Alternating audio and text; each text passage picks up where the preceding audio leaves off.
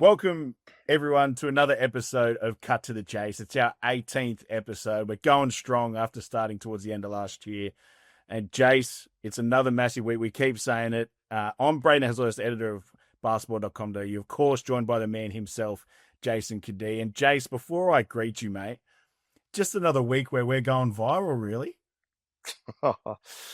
Sometimes when you tell the truth, it carries a bit of weight. So we're just here to talk basketball and talk everything basketball. So that involves a lot of different realms. Well, this video only went up yesterday, I believe. Of course, we're talking about a bit of the Allen Iverson mischief after he came here for Hoops Fest and had a bit of an East Coast tour that didn't really go to everyone's liking. And just before we move on, we'll touch on it real quickly. Obviously, you voiced your opinion, and we've been pretty strong on it on our socials. But we've heard some other things come out about a charity event that he was meant to attend to as well, and allegedly didn't turn up to that. And before we move on, I've got to give a shout out to Bogues, Andrew Bogut, and Peter Hooley, who have put their hand up to, help out that family that Allen Iverson allegedly didn't go to the event for. So, everyone gives Bogues a bit of shit for some things he does, but I think deep down he's a real ambassador of the game, and it's really good to see him and, of course, Hools put their hands up to help that family. Yeah, Bogues is a great guy. He gets people off guard because he just says his opinion. He doesn't care. Like, he's happy to just speak his mind and say what he thinks. And if you want to have that conversation with him, he's there to have it. But it's like some people just get offended by it instead of just being like, Bogues is actually a really good person who's achieved a lot of great things. And I've always had a great relationship with Bogues. Not crazy, not like we're best mates, but I've always had a great personal relationship in catching up.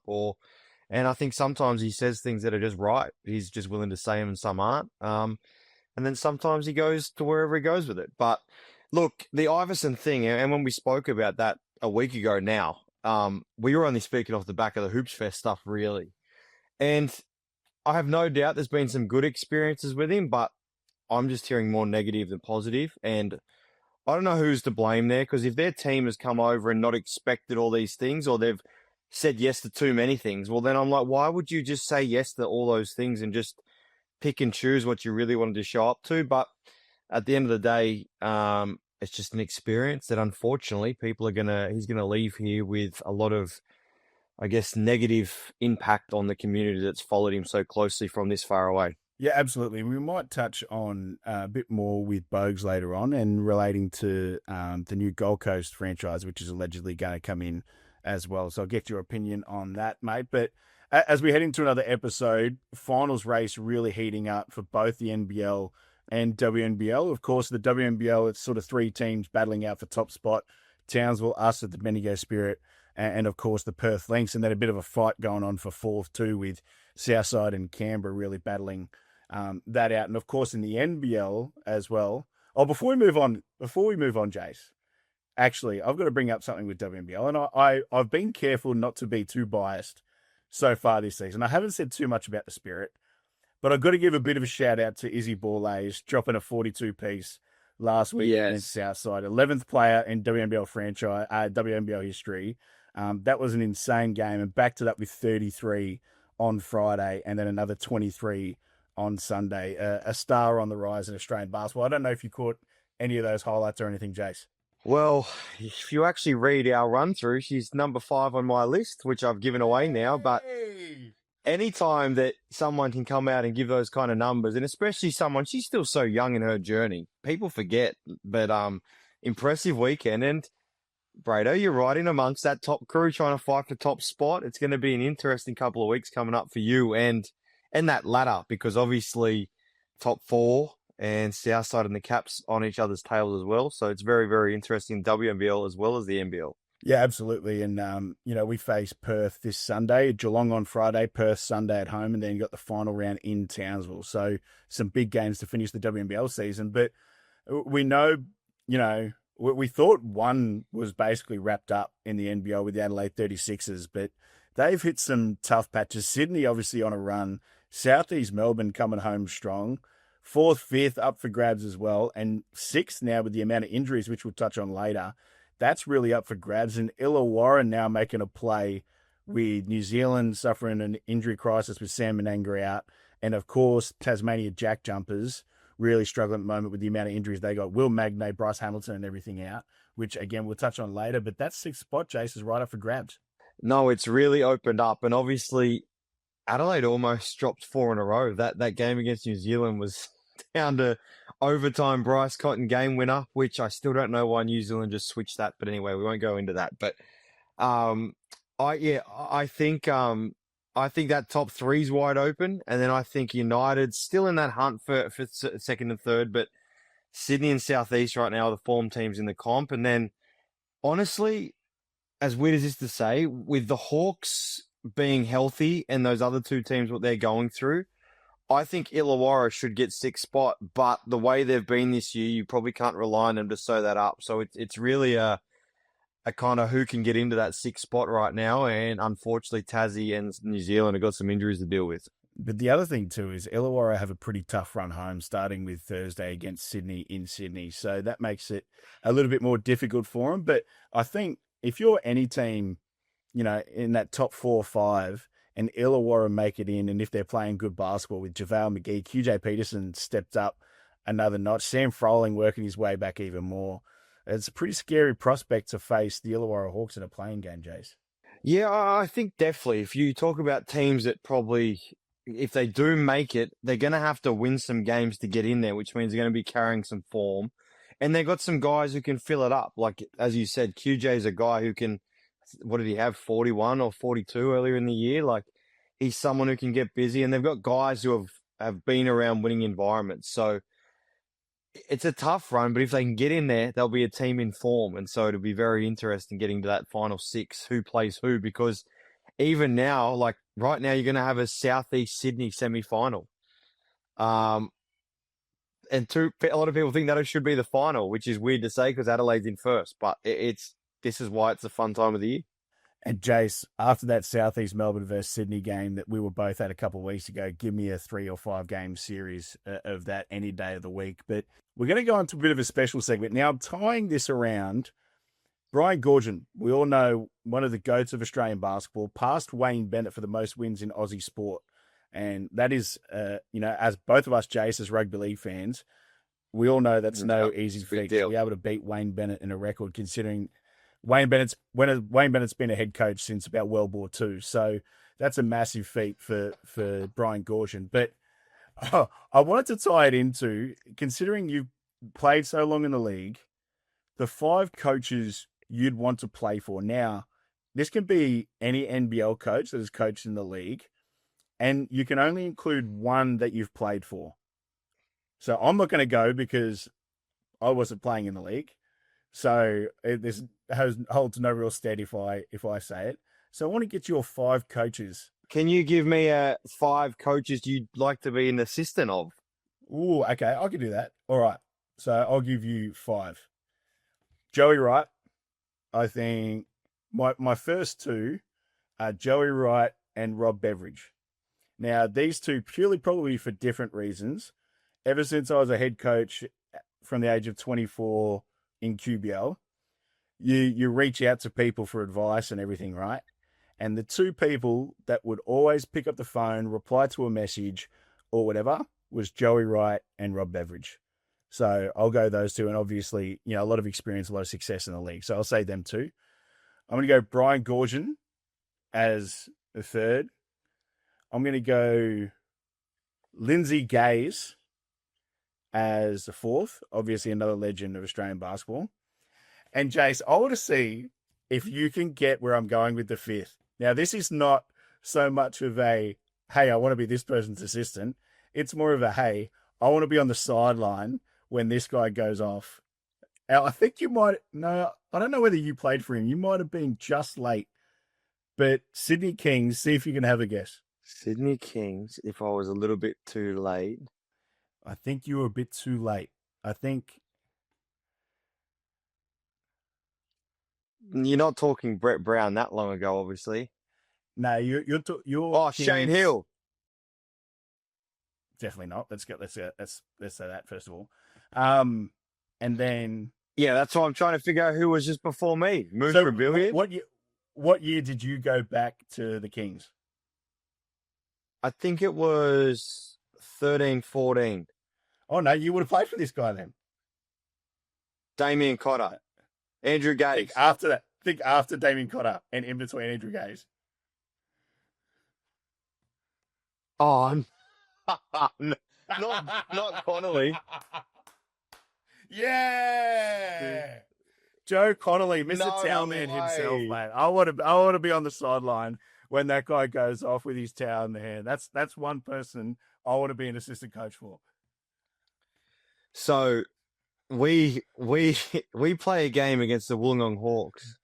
If they were Illawarra or Wollongong, whatever they were. That's the year they had Kirk Penny, Kevin Lish, Oscar Foreman, Yep. Bevo. all that crew, exactly. And they shot the absolute piss out of the ball. So we play them, and our year was all over the shop that year. Believe me, Childress injured, all different things. Connolly coaching. So I think we gave up maybe like 79 points in the first half or something like that. And like, it was just one of those crazy games. We roll in for the next practice session, and Joe Connolly reels in a tray of bricks. And we're like, what is this guy doing? And meanwhile, by the way, Joe's a pretty funny guy. Like, we actually all got along with him pretty well. He reels in a tray of bricks and then has this spiel. He told us this story around how he got in a fight at an IHOP because his mate, something happened, and he was like, I backed my mate up. He's like, and he basically was saying that we weren't backing each other up. So then we had to run, for those who played, we had to run for every point that they scored in the first half with bricks. And then we had to do like slide drills and all these other stuff with bricks. We go play Perth the next weekend. Reese Carter, who was older, done his back. Julian Kazoo, someone else, hurt their back running with bricks. We go to Perth, and Braden, how do you think we went in Perth when we were struggling and we did that session and go to Perth? Did they put more points up than Illawarra? I don't remember if they put more points up, but we got hammered. Mate, he was an interesting character, and having that towel on the sideline, honestly, not many people were glued to Sydney Kings games on the TV back then, but I reckon after that coach change and after his antics, I reckon a lot more people were watching those Kings game. And shout out to them, actually, because I actually caught up at Summer League with his brother, Pat Connolly, the assistant GM of the Chicago Bulls, and was a great guy and very, very giving of his time. But, mate, he's one that I could not go past to be on the sidelines with. No, fair enough. I was definitely there. See, that's what I'm saying. You had me thinking of all different coaches, and now I get where you're going with it. Yeah. My five. Okay, my five. Who was your five? I'll go with who I played for first, Andre Lamanis. Someone that I just had that player-coach relationship within the NBL and outside the NBL that I could just... It's like sometimes Dre would be like, oh, well, let's run this. And I'd be like, already called it. Like, I just had that connection with Dre, and I really enjoyed his way of how he saw things. Brian Gorgian is another. I never got to play for Gorge, and obviously even my dad and him, like when Gorge first came out to Australia, they had a connection of playing together, living together. So I just never, I've had a long time history with Gorge, just never got to play for him. Dean Vickerman. I had him as an assistant, so I didn't get the full experience, but Dino's a guy that I would have loved to have played for because I love the person, but I also liked how he went about it and how his basketball mind was. I'm going to say the same as you, Lindsay Gaze.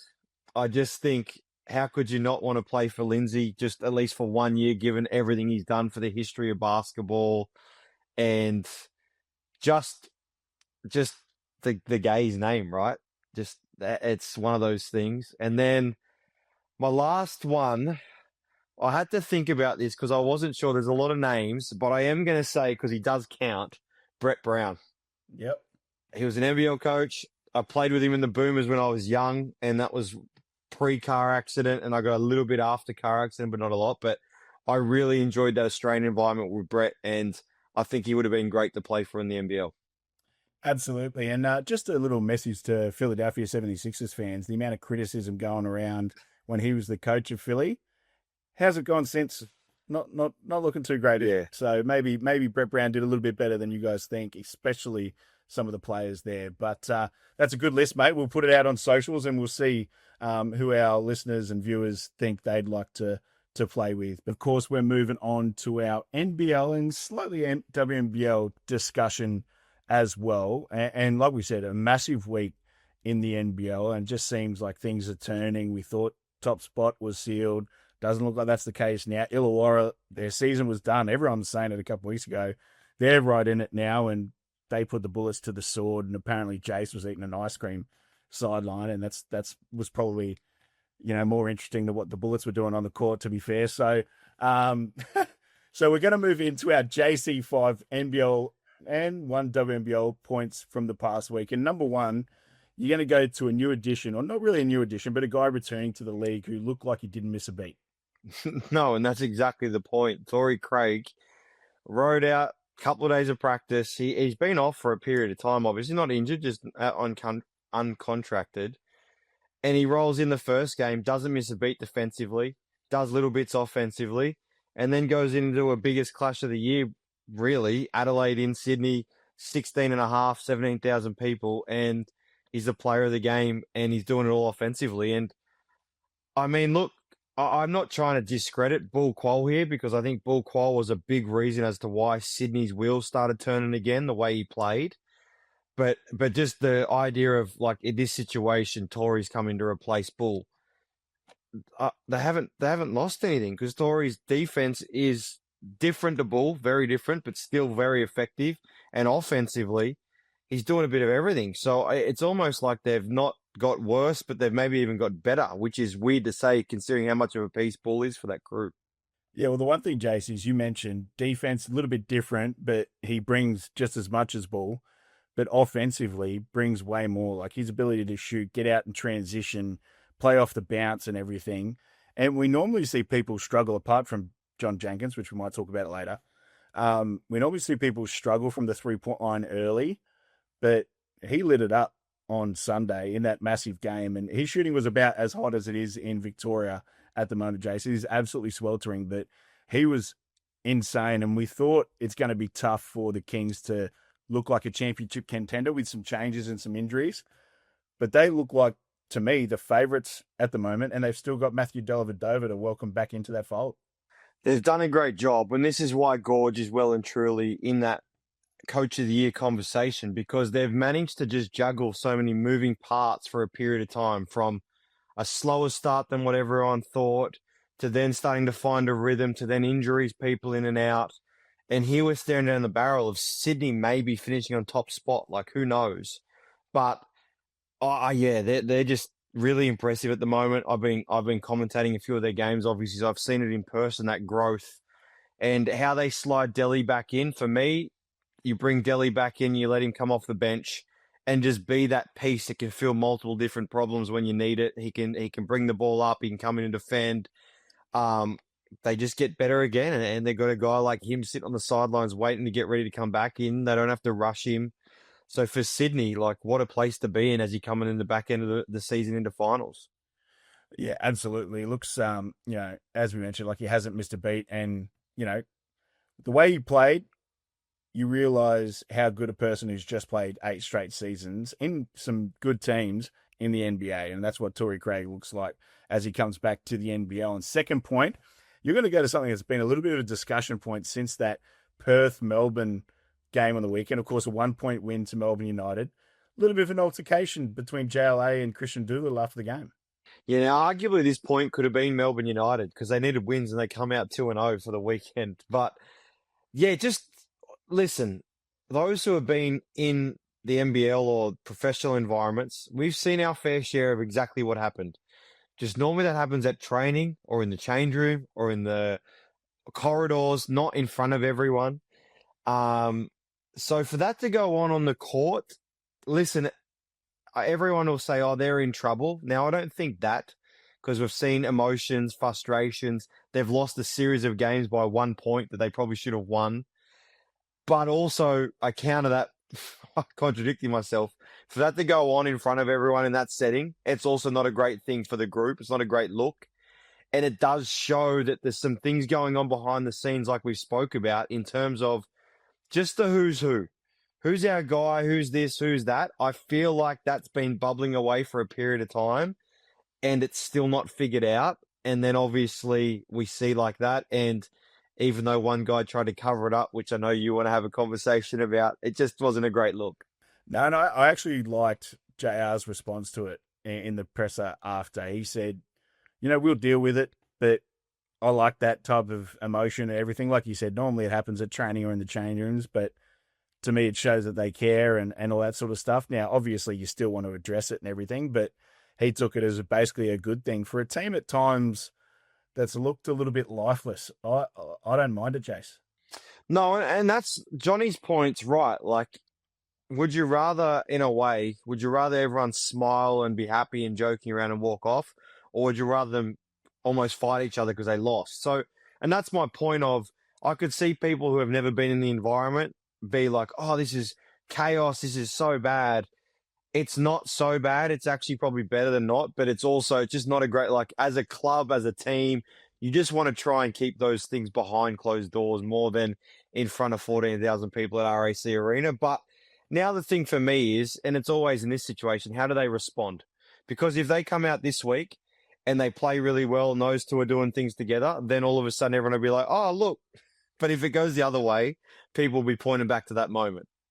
Yeah, absolutely. And you mentioned it, Jase, but I want to bring up another point with this issue, and it's from Wildcats assistant Ben Peterson. Now, trying to cover the NBL cameras with a sheet. I don't know if you know, mate, but you're in the entertainment business. Now, ESPN and all the platforms that broadcast the NBL, now they previously haven't, but over the last couple of years, are paying good money to the NBL to broadcast these games. Now, you're an assistant coach. You don't have any standing. If that was JR, I might go, hey, don't do it. But this is like a third assistant coach trying to block the camera when they're just doing their job. Maybe worry about your teammates who are fighting on the middle of the court so cameras don't see it rather than what the camera's doing. Second of all, you then go off on radio, talk about it, try and justify it as personal space. Mate, you're playing professional basketball. You've got 13,000 people in the arena. Sorry, but your personal space, no one really gives a shit about. Second of all, then you call Felix a guy from Knockoff Bachelor. Well, sorry, mate. Felix had actually a really successful college basketball career and then made it to the NBL. Now, I don't really know your background, but I assume you never made the NBL because we haven't seen you in the NBL. So maybe with certain things, let's just zip it a little bit. Maybe focus on, I'm a third assistant coach or whatever. I focus on my job. Maybe focus on your scout and your details and that for the next game rather than trying to block the camera and giving shit to Felix Von Hoff on a radio interview, Jase. Yeah. You haven't missed, Bruno. You have not missed. But, like, even Felix, knockoff Bachelor, I mean, I love bagging Felix out as much as anyone, but he was actually one of the Bachelors. So we can't say knockoff because he was on the actual show. But look, you've got to understand, everyone knows that if you're a professional, whether you're the masseuse, the physio, the doctor, doesn't matter what you are, everyone knows when you walk out that you're all being watched. That's part of the job. And you covered one camera up, but there's 5-10 other cameras in there. You didn't actually achieve anything other than now, well, we're talking about it, but you look a bit stupid, in my opinion. Yeah, and what's your role as like a first, second, third assistant? To not be noticed to the public apart from your team. And people are talking about you. So no one really cares, mate. Let's move on. So the radio interview part is crazy, though. The fact that he doubled down on it. That's like, what are you doing? Yeah, absolutely. Normally you'd shut it down and say, hey, my bad of that, but he's trying to justify it. I couldn't believe it when I saw it. Shout out to Pleb for tweeting and putting that on Instagram. But number 3, you're going to go to another new edition, Jason. This one looks like another awesome addition from the Adelaide 36ers, John Jenkins. He looks like one of the best shooters we've seen in the NBL, and it's such a simple stroke. I think we had Andrew Gaze just absolutely salivating over his jump shot on the weekend. I've never seen Andrew Gaze with that type of excitement levels, apart from that Andrew Bogut dunk where in the presser he said, my arousal levels were quite high. I haven't seen it since then, Jase. Well, you didn't play for him like I did, so I've seen many instances where Drew's arousal levels are through the roof. But no, John's really come in, and it's hard. Like, people don't understand, like, what Tory has come in and done is really hard. And what he's come in and done, being able, like, he had 24 points, I think it was, in the New Zealand game, and just to find rhythm, new basketball, new time zone. I think he's been really impressive, and I think he adds a layer that he gives Adelaide. I don't want to turn this point into about Adelaide because it's about how well he's fit in and what he's done already. But I still need to see how this all works now, because him and DJ very similar. I do believe that if they're going to win the whole thing, they need DJ's input. They need Flynn Cameron's input. Like, they need multiple inputs. So it's very interesting how they're gonna play. Obviously, they'll get the game against Brisbane to probably find some form with that. But yeah, I do want to see how that all works out. But he's come in and picked up where they need to be. Just on that, what a way to bounce back from that loss against Sydney Kings on Sunday. You get to go up to sunny Queensland. You get to go up to Gold Coast and play the Bullets and just run yourself back into form, Jase. And it's more for me. I think they flew straight from Sydney, so they get a few days on the Gold Coast to hang out, maybe play some golf, a few training sessions into a game. It's not a bad place to spend 3 days during the season. Absolutely, mate. But number 4, your fourth point for JC, 5 points.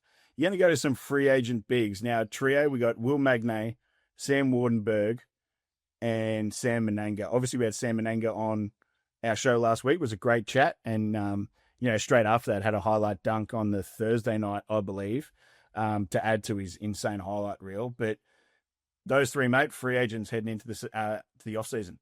Yeah, that's more. I just wanted to give a shout out to them because I think they've been playing like really good basketball. Obviously, we spoke to Sam. He's been very impressive. I think Will Magnay's been the most aggressive offensively in that period from December onwards that I'd seen him in some time. And then Wardenberg's impact in Cairns, well, everyone could see that for what it is, because the moment he came back, it all just started to lift up. But those three, I hope their rehab goes well. You never want to see people go down and miss the end of the season.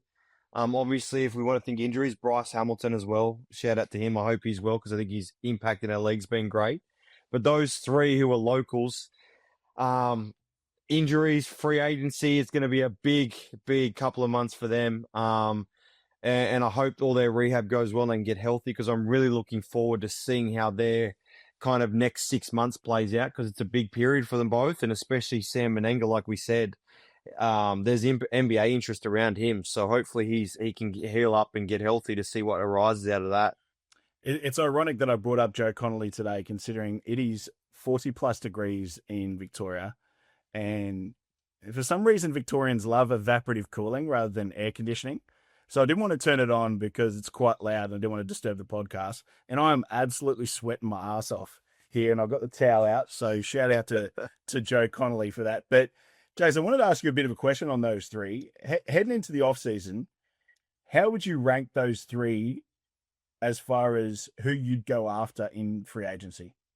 Oh, geez, that's a tough one. They all bring different things. I think you have to, if you're being serious right now, given Wardenberg's injury history over the last 12 months and even Magnay's history, I think you've got to put Sam Menanga probably at 1 in terms of reliability. But if you're talking on impact, like Will Magnay's been the best defensive center in the NBL for, I don't even know how long, since my time at the Brisbane Bullets when he was still a kid. His impact and how he can affect plays and his lob threat. But then also Wardenberg brings something completely different in terms of he can kind of do bits of everything, play the 4, play the 5, stretch the floor, carry the ball at times and get him into stuff. So I think they all bring different things. I think Sam Menenga's ability to stay healthy from pretty much all his career. He's had an accident where he obviously fell on that wrist. The other two right now probably need to show that they need to get back to being to full health. So it's interesting things, but I think if you're a team looking for a big, it's your time to find one, because they're out there and they're free agents. Mate, you need what is your list?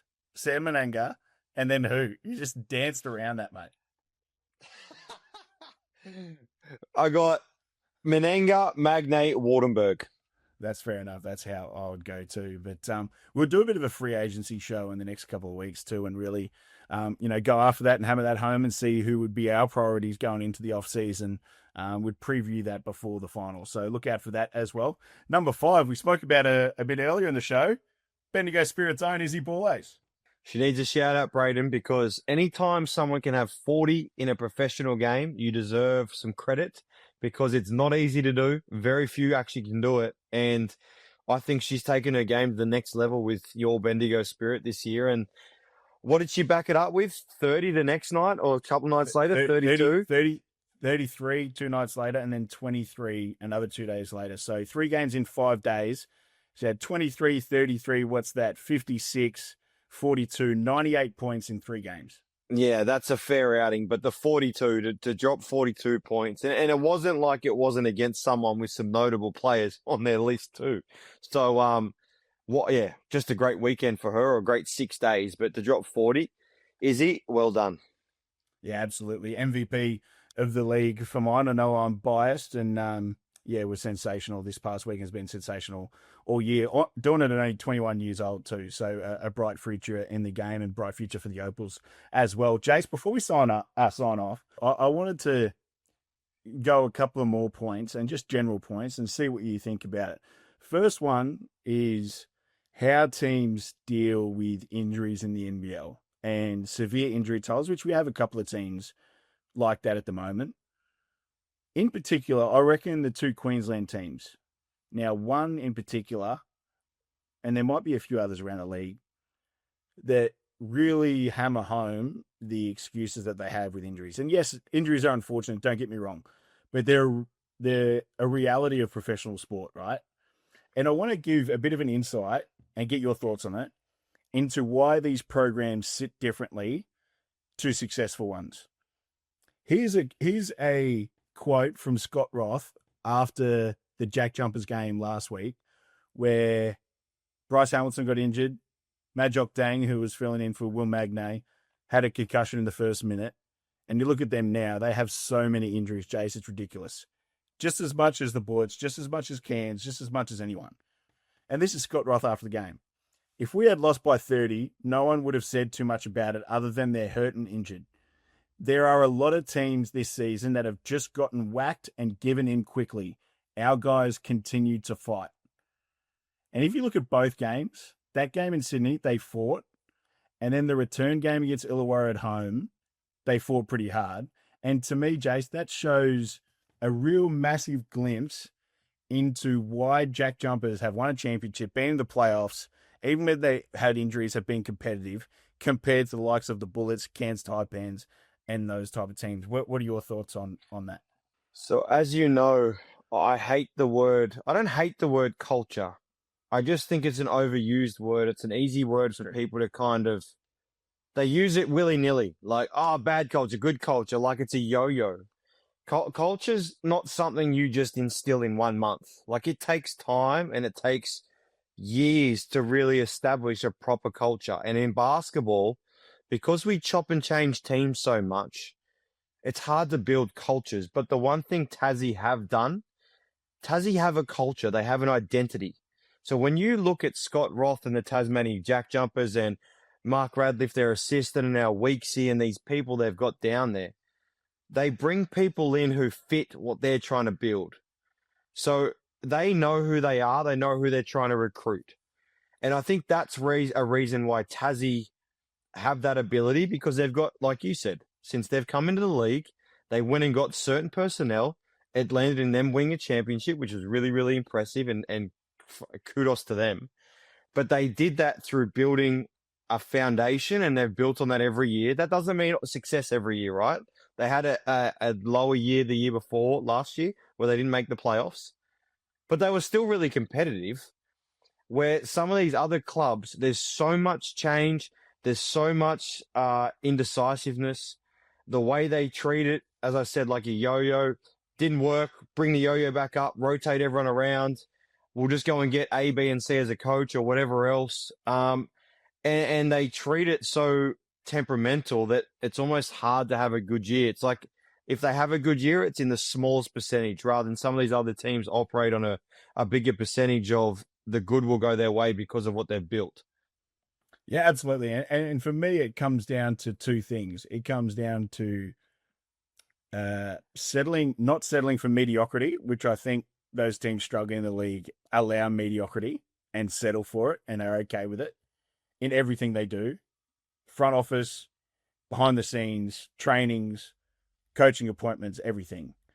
And then the second thing is accountability. Now, with Scott Roth, if you see him talk about the refs, he might talk about it, but he never uses that as a reason for their loss or whatever, the result, and for a whole focus of their press conference. Some other people do. Now, I won't point names, but everyone knows where I'm going with that. And to me, that gives a real insight into, how these teams are doing. And I think you could see it, the frustration in Jack McVeigh's face on Saturday night, I believe, when they were playing Southeast Melbourne Phoenix. They were up at halftime. And Jack McVeigh still said there were guys who are out here who aren't coming to play. And I think you start to see that frustration on Jack McVeigh's face at the moment.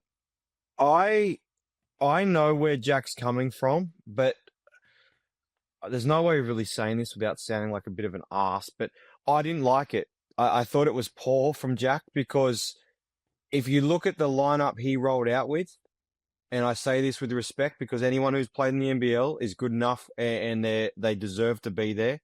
But the roster he rolled out with, the fact they were up at halftime, you just knew they couldn't maintain that against the Southeast Melbourne team.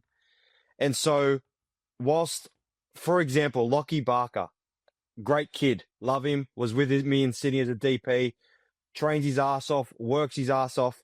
He started for Cairns against Southeast Melbourne. Now, part of me I know Jack's frustrated and he's just trying to get it out of him.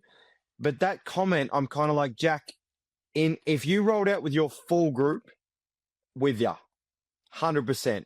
But you got guys out there right now who are just trying their ass off to compete, let alone to try and win a game.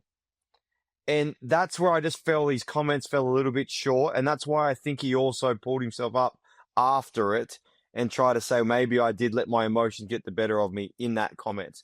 But I also understand where he's coming from because he's competitive trying to win a basketball game.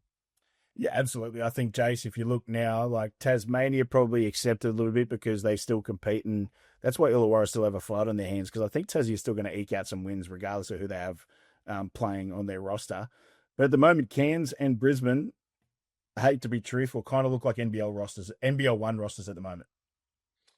Yeah, they are ravaged by injuries for sure, but they just haven't had that sustained rollover of players where they're able to just rely on what they know. And they've had changes and so many things go on. Like you look at Brisbane and sometimes I think some of these guys, they've got so much going on. The last thing they're thinking about is basketball because of all the changes, the injuries, people in and out. And once again, you've got some people out there that are playing extended minutes that normally aren't relied on to play at all, if not small minutes. And it's not a knock on them. They deserve to be NBL players. But it's a whole different world when you're relied upon to play 5 minutes along a full-side roster to when you're on the scouting list and people know exactly what your tendencies are. Yeah, absolutely. And last point for today, I just wanted to bring it up. We've spoken a fair bit about the Gold Coast expansion possibilities and you potentially being the mayor of Gold Coast, and we joke about it and all that sort of stuff. And Code Sports reported that Andrew Bogut was possibly a name they could put up for potential head coach, and apparently he's happy to stay in Sydney. Now, put one and one together, I think there's a bit of a succession plan in place in Sydney. That would be my guess anyway. And just for people, just to give people a little bit of insight into how serious Bogues is taking the coaching stuff. He obviously was a contributor for basketball.com.au last NBL season. Had a chance to chat with him a fair bit. He had offers to be an NBL head coach other places. And he really wanted to work his way up, do it the proper way and everything like that. He wanted to do all the scouting, learn all that. I went, as part of a Basketball Queensland group, I went to the Basketball Australia Coaches Conference in June, I think it was, in Canberra at the Basketball Australia Centre of Excellence. And it was full of young coaches like myself, some rep coaches, some state coaches, some NBL1 coaches, and maybe some people with, a little bit of National League experience. The whole Sydney Kings staff was there, Jase, Brian Goorjian included. And he wasn't a speaker, he was attending it. And so was Bogues, and so was their other assistants. And I went up to Bogues and I said, "Oh, what are you doing?" He goes, trying to learn and, get some things off the speakers and all that sort of stuff. So he's taking this coaching gig really seriously. He's not trying to fast track his way to a head coaching position, which I think is really refreshing from someone like him. But going back to my point, was flown up as an idea for the Gold Coast team, potentially staying in Sydney now. What do you think about that whole situation and, who could be the right person, or if Bogues would be the right person to, I suppose, coaching the Gold Coast? I think Bogues would have been a great idea about 12 months ago when his whole life was based here. But he's, as you said, when he made that decision to coach Sydney and be an assistant, and he was going to work his way, kind of an apprenticeship, that was it. He sold off things. He moved his family down. Like, he was all in on, like, nah, this is it. So I think if you rewind 12 months, it could have been a different story. But Bogues is now, in my mind, going to be the next coach of the Sydney Kings whenever that may come. And I think it was a great idea. The Gold Coast concept, that makes a lot of sense. As well as I do, I've got a very strong opinion on who could definitely lead that group and lead that team. Once again, call me biased, but I'm also someone that's been around and seen enough over my 34 years. I watched Dad with head coaches as the CEO of the Razorbacks. I've played for 15 years. I know what can lead men, and I know what can bring groups together. And that's Anthony Petrie. He's a Gold Coast guy. I don't think it needs the glitz and glamour of some name. I just think it needs someone that the Southeast Queensland region, and I mean from Mount Gravatt to Coffs Harbour, could get behind and actually embrace. And I think if you put someone in there that's good for the job, they'll turn into that person that you want them to be. The name, the headline, they'll turn into that person if you put the right person in there. If it's not a peach, I want to see it being Australian. I just don't think you need the whole American resume on the Gold Coast. I don't think you need it. They're trying it up the freeway. It didn't work. Let's just put people in the Gold Coast that know the area, know the people, and that, like Braden, you've been on the Southeast Queensland, you've been in Logan. You know that belt down, as long as they feel connected to that group, it doesn't have to be through some Showtime name being the head coach. Yeah, absolutely. I agree. Another one thing before we sign off, Jase, the very last thing I promise. I went down to under 20 national championships today in Ballarat. Going to be there a little bit this week in between our commitments here at the Spirit. Got to see Emma Petrie in action, of course, Anthony Petrie and Sarah Petrie's daughter, and a lot of talent out there. Obviously, I was coaching at under 20s last year. Unfortunately, lost that final to Tommy Garlett, which still pains me to this day. I saw Tommy when we played in Sydney, and it just burns into my head. Him walking out of the change rooms after getting the Gatorade thing dumped on him and saying, "You guys were tough." And I was like, "I don't want to hear it right now, Tommy." But I wanted to give a bit of an insight into, before we sign off, your experiences at Nationals. Is there anything that stands out? You obviously played for New South Wales. Was there a matchup that stands out during your whole time? It doesn't have to be under 20s or whatever, through your whole Nationals experience with New South Wales? There's some good ones. Nationals is one of those things. Unless you're in it and you've been there and done it, it's a lot of people get caught up in the time of it's the be all and end all, but really it's just part of your journey. You either learn from it or you don't. And it's something that I'll always remember. It's you play for your state. I was New South Wales, and you play with some of your mates and kids from other teams who are the best players for other teams. That was the fun thing for me, being able to play with some people from the Sydney Comets or Penrith Panthers and whatever else.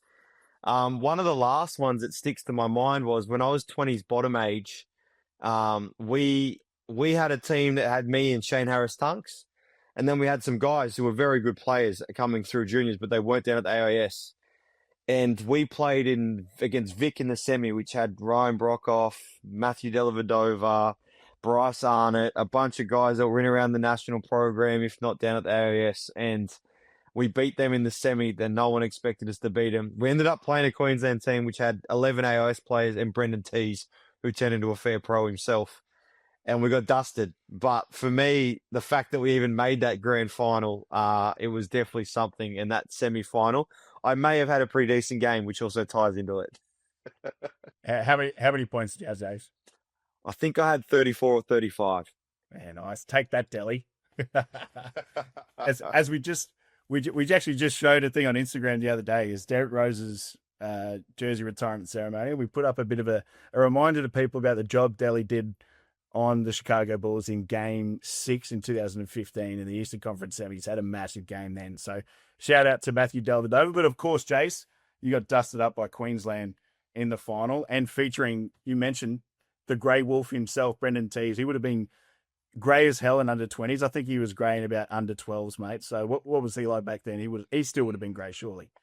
No, it's easy. He could still play. And as I said, I'm pretty sure from memory they had 11 AIS players or someone who had been through the AIS and Teasy who wasn't part of it.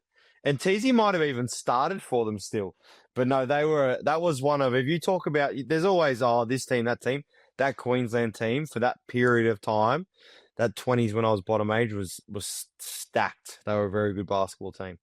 Yeah, absolutely. A standout team. And that, of course, finishes on Sunday in Ballarat. So if you're around town, try and get out to that. Some stars, future stars of Australian basketball on show. But that's all we have time for here on the 18th edition of Cut to the Jase. Of course, make sure you stay tuned to a massive week of WNBL and NBL basketball. Of course, college basketball in the States. A lot going on. Our guys in Europe and everything as well. Plenty of Australian basketball going on. But we'll see you next week on Cut to the Jase.